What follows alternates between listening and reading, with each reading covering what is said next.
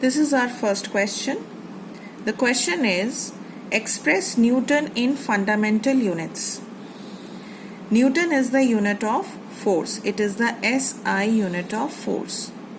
Force is a derived physical quantity and Newton is its derived unit. And this has to be converted in fundamental units. That means in terms of kilogram, meter and second. The formula for force is F equals to ma. This has come from Newton's second law of motion, which you have already studied.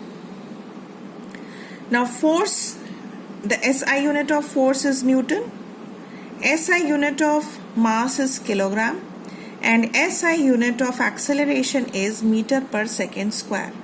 Now if you see carefully, kilogram, meter and second square, all of them are the fundamental units of mass, length and time. Hence, 1 Newton can also be written as 1 kilogram meter per second square. And this is how you can express Newton in, which is the derived unit, in fundamental unit. A similar question can be framed in which you can be asked that write fundamental unit of pressure. Pressure is a derived physical quantity.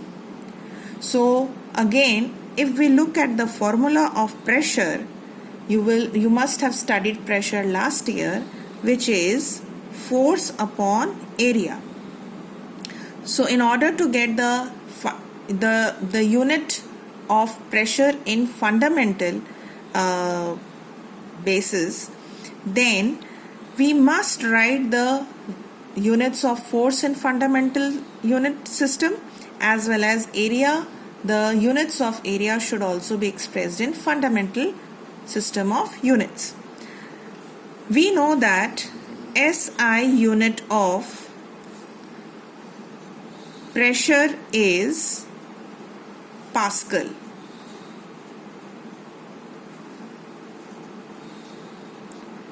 If you watch carefully, then you will find when I am writing PA, the symbol P is in capital letter, but when I am writing this name in full, then it begins with small. So you must take care of these certain things. These are very small things, minute things, but very important. So 1 Pascal pressure will be equal to 1 Newton upon 1 meter square. Okay, this is the SI unit of force and meter square is also the SI unit of area. We have come to know just now that the unit Newton can be expressed as kilogram meter per second square in fundamental system. So this becomes 1 kilogram meter per second square divided by 1 meter square. Therefore, 1 Pascal is equal to 1 kilogram meter per second square multiplied by meter to the power minus 2. I hope this you have understood that why I had written meter to the power minus 2, because this meter value has gone in the numerator, right?